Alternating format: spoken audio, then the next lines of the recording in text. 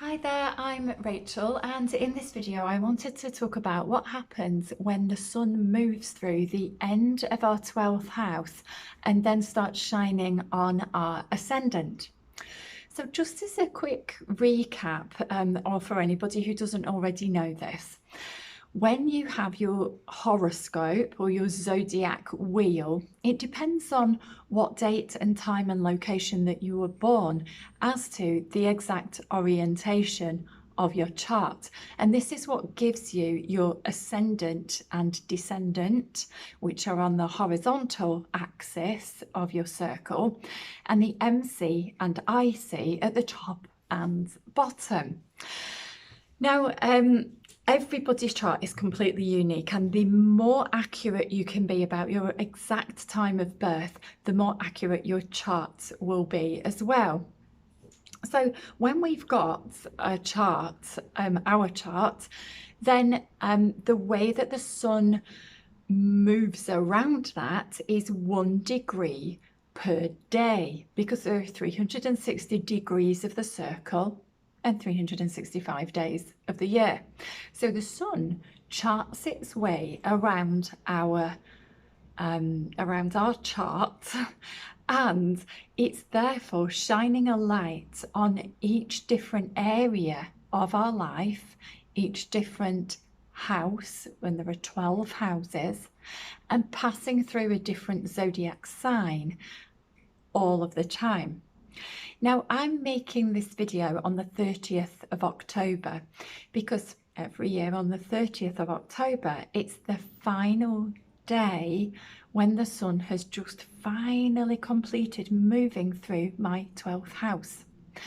Now, because I've been conscious for a few years of this energy and really taken notice of it, because it's a completion energy, in the 12th house, the 12th house is like our shadow. It's what we confine and repress and don't deal with. And we all have a 12th house, and it's like the repository of everything we'd rather not look at. So everything that we want to stay hidden gets shoved into the 12th house. Now, it's not healthy to keep it there. It's not healthy for us to just go, I'm not dealing with that. I'm not looking at that. So I always make sure that I don't start anything new when the sun is in my 12th house. I make sure that I've got as much time as I can possibly carve in my diary to spend either alone or just in reflection, journaling, doing healing work, making sure I'm treating myself gently, because I know that things will come up. So the interesting thing for me is that the start of Scorpio appears at the end of my 12th house.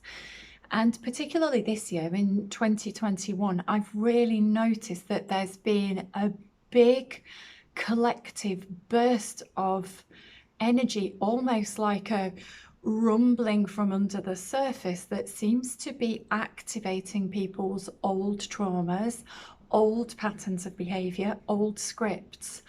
And when this happens on a massive scale and more people are awakening and may or may not have the tools to deal with that, it's like there's a collective rising of energy that's been shoved away to be dealt with another day. And then everybody en masse goes, oh, right, Scorpio's here. Let's all deal with it. Let's all express those emotions. Now, if we all start expressing trauma at the same time, which we're more likely to do under the influence of sun moving through the first week of degrees of Scorpio, then it can really feel quite intense. And people who are highly sensitive and empathic may pick up on others going through the same process as well.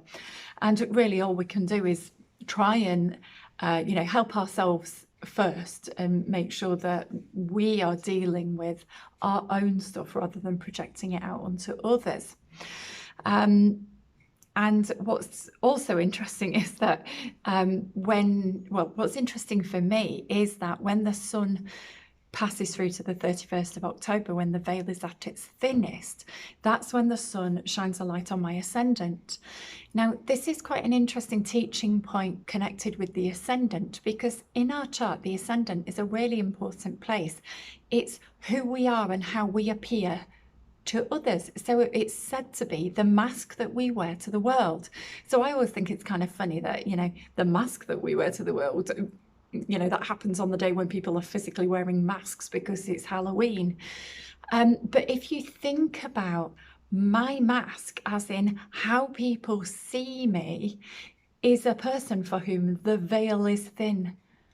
And that's absolutely true. I mean, every day is like a Halloween day for me because the veil is thinner with me, because that is one of my gifts, to be able to hear and sense and see spirit and work with spirit, incoming souls, outgoing souls, souls from other periods of time.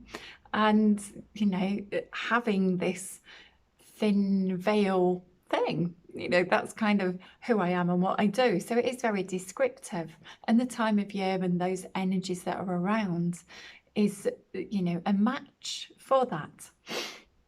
So partly what I wanted to say is that when the sun is moving through our 12th house, it's really important that we have some processes to deal with what might come up for us, because there might be